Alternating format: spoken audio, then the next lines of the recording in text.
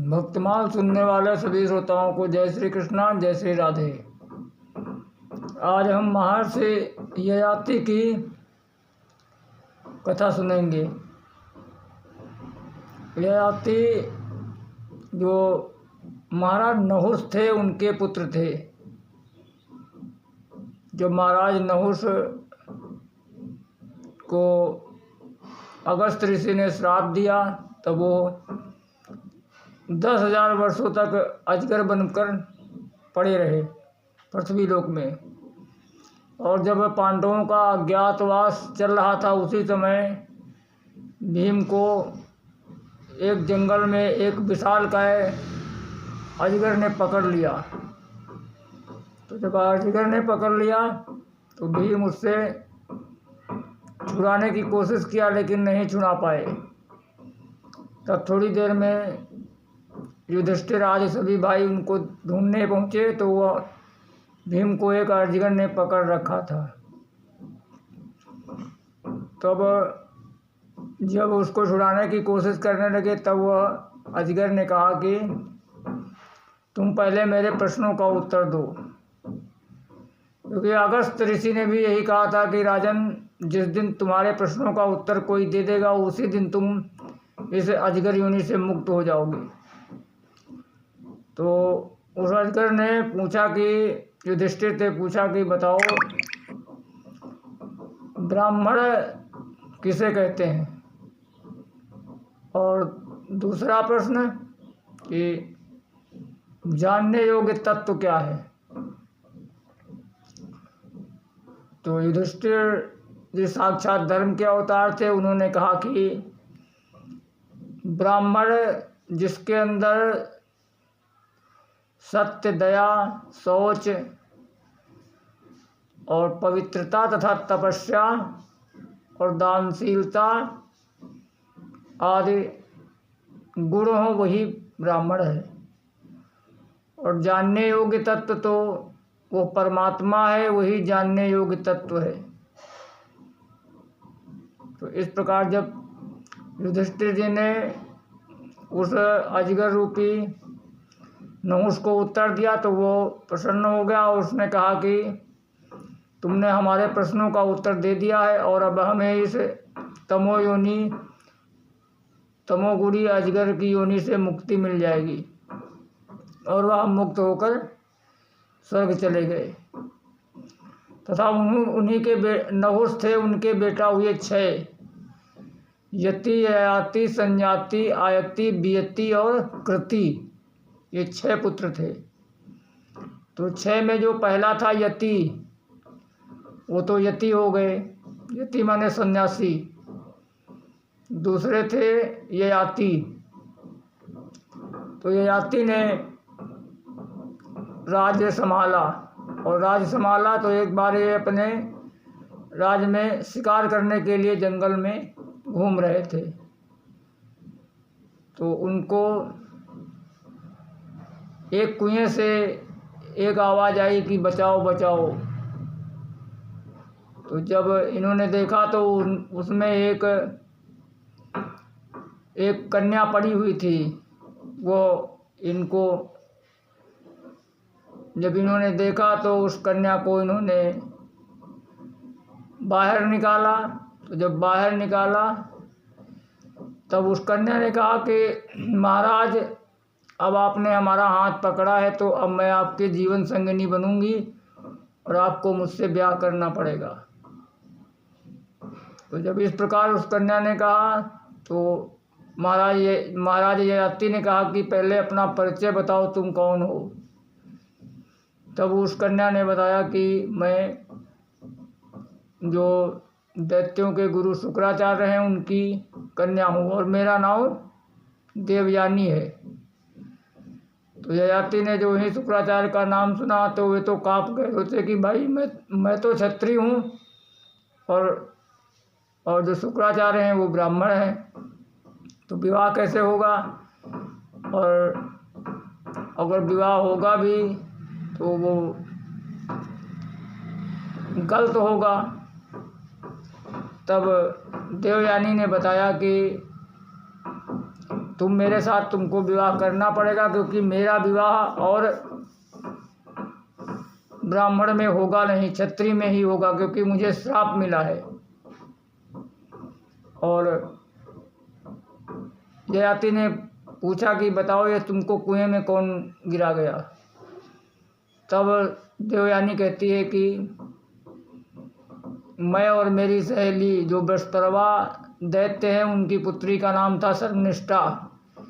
हम दोनों ही बहुत दोस्त थी और एक दिन उद्यान में घूम रही थी राजा के, और वहाँ पे घूमते घूमते हम सभी, वहीं सरोवर था उसमें स्नान करने लगी। तो जब स्नान करने लगी तो कपड़े बाहर रख दिए थे, और उसी समय भगवान भोलेनाथ और माता पार्वती के वो सवारी निकली, वो देखने के लिए संसार को निकले थे। तो जितनी भी सहेलियाँ थी सभी बाहर, हम सब बाहर आ गए और अपने अपने कपड़े पहनने लगे। लेकिन उसमें गलती से हमने जो हमारे कपड़े थे वो सर्वनिष्ठा ने पहन लिया। तो जब सर्वनिष्ठा ने पहन लिया तो मैंने उसको भला बुरा कहा, तो उसने भी मुझको भला बुरा कहा, और इस प्रकार उसमें संवाद बिगड़ गया और उसने मुझको इस कुएं में धक्का दे दिया। तो ययाति ने कहा ठीक है, चलो अभी तो तुम अपने घर जाओ और मैं भी अपने राज्य को जाता हूँ। ऐसा करके वो ययाति अपने घर चले गए और देवयानी अपने पिता के घर में आई, और उसने पिता को सारी बात बताई तथा वह क्रोध के मारे काँप रही थी। उसने कहा कि मैं पिताजी, मैं जहाँ पे ब्याह करूँगी वहाँ पे जो सर्वनिष्ठा है इसको दासी के रूप में तुमको भेजना पड़ेगा। तो पिता जो शुक्राचार्य थे उन्होंने कहा ठीक है बेटी, मैं ऐसा ही करूँगा। और ऐसा कहकर उन्होंने बृहस्पतिवा के पास गए और कहा कि देखो मेरी बेटी का जहाँ ब्याह होगा वहाँ तुम्हारी जो बेटी है इसको दासी के रूप में देना पड़ेगा। अगर राजन स्वीकार हो तो बताओ, नहीं तो मैं तुम्हारा राज छोड़ के जाता हूँ। तो शुक्राचार्य ने जब इस प्रकार कहा तो जो बृहस्पतिवा था वो सोचने लगा अगर महाराज ये गुरुदेव चले गए तो हमारा राज्य नष्ट हो जाएगा, क्योंकि इनके ही मार्गदर्शन में हमारा राज्य चलता है। तो ऐसा सोचकर बृहस्पतिवा ने हाँ कर दिया, और अपनी बेटी का रुख देखकर तथा जब देवयानी का विवाह हुआ ययाति के साथ, तो जो सर्वनिष्ठा थी वो दासी के रूप में गई और उसके साथ बहुत से दासियां और गईं। अब महाराज ययाति देवयानी के साथ रहने लगे, तथा जो ये सर्वनिष्ठा थी ये भी राजा की पुत्री थी, इसके लिए ये भी सुंदर थी। तो देवयानी से 2 पुत्र पैदा हुए, यदु और तुर्वसु। ये 2 पुत्र पैदा हुए देवयानी से।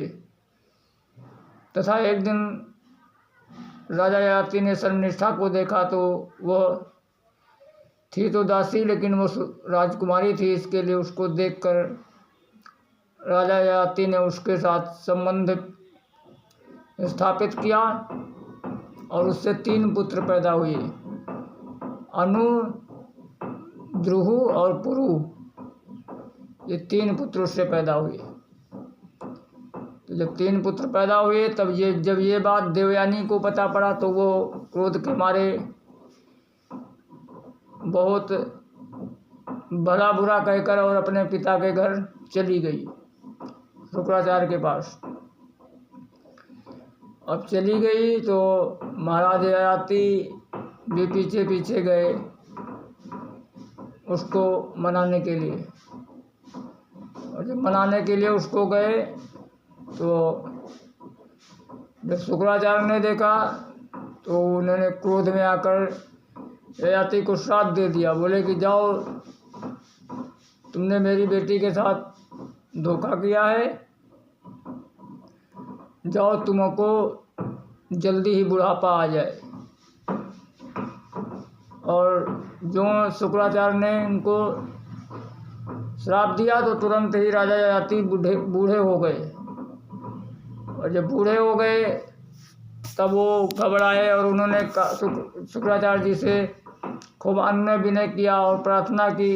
तब शुक्राचार्य जी ने कहा कि ठीक है, चलो थोड़ा संशोधन किए देते हैं कि जो अपनी इच्छा से अपनी जवानी तुमको देना चाहे तो तुम उससे उसकी जवानी लेकर अपना बुढ़ापा बदल सकते हो, ऐसा कह दिया। और इस प्रकार कहकर राजा ययाति अपने घर चले आए।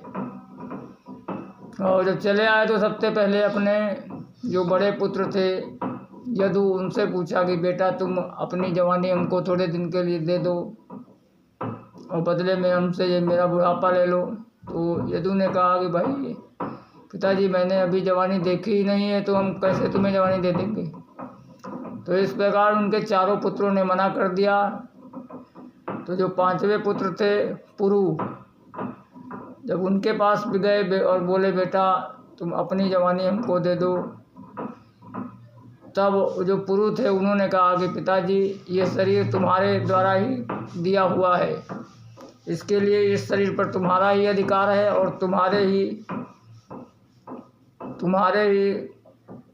हम सभी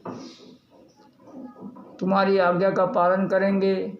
और ऐसा कहकर पुरु ने अपनी जवानी देकर और बदले में ययाति का बुढ़ापा ले लिया। अब महाराज ययाति हजारों वर्षों तक भोग करते रहे और जब बहुत दिन तक भोग करते करते उनकी इंद्रियां शिथिल नहीं हुई, तब उन्होंने एक दिन अपने को कोसते हुए कहा कि देखो मैं कितना नीच हूँ, मैं इस स्त्री के चक्कर में आकर मैंने अपने बेटे की जवानी लेकर और उसका मैं भोग कर रहा हूँ। मेरे जैसा दुष्ट कौन होगा, इस स्त्री का मैं क्रीड़ा मृग बन गया हूँ। और इस प्रकार सोचते सोचते ययाति को वैराग्य हो गया और उन्होंने अपनी जवानी थी वो अपने बेटे के पास आए और अपने बेटे से बोले बेटा पुरु, तुम ये जवानी अब वापस ले लो और मुझको बुढ़ापा दे दो। ऐसा कहकर ययाति ने अपनी जवानी उनको दे दिया और जो पहले बूढ़े हो गए थे वो बुढ़ापा ले लिया। और इस प्रकार कहकर और पुरु को आशीर्वाद दिया कि बेटा तुम्हारे वंश में सभी राजा होंगे और ये मेरा आशीर्वाद है। तथा जो बड़े बेटे थे यदु, उनको श्राप दे दिया कि तुम्हारे वंश में कोई राजा नहीं होगा, ना कोई राजगद्दी पर बैठेगा। तो इस प्रकार जो महाराज पुरु थे उनके वंश में बड़े बड़े राजा हुए,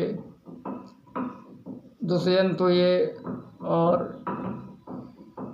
शकुंतलानंदन दुष्यंत हुए और फिर शकुंतलानंदन भरत हुए, फिर रंतिदेव हुए, राजा शिवी हुए और उन्हीं के वंश में ये जो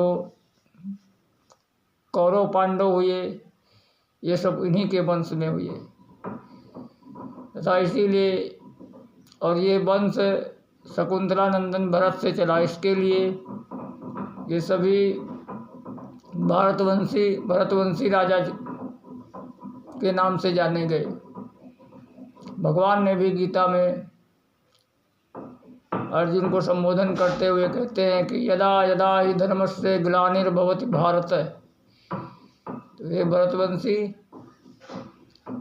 और सुखदेव जी भी श्रीमद् भागवत महापुराण में कहते हैं कि तस्मात् भारत सर्वात्मा भगवान ईश्वरो हरि।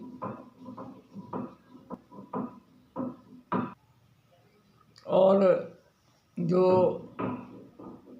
यदु थे बड़े बेटे, उनसे यदुवंश चला, और जो छोटे बेटे पुरु थे, उनसे पुरुवंश, और जो बड़े बेटे यदु थे, उनसे यदुवंश चला। और यदुवंश में अजमीठ, देवमीठ, सूरसेन और वसुदेव आदि ये सब जितने भी राजा हुए, ये सब यदुवंश से हुए। और अंत में ययाति ने कहा कि उनको जब वैराग हुआ, तब उन्होंने सोचा कि इन कामनाओं की पूर्ति कभी नहीं हो सकती है। भोगों को तुम जितना इंद्रियों को भोग दोगे, उतना ही और विलासपूर्णता हो जाएंगी, तथा इनमें ऐसा ही है जैसा अग्नि में घृत डालने के समान है।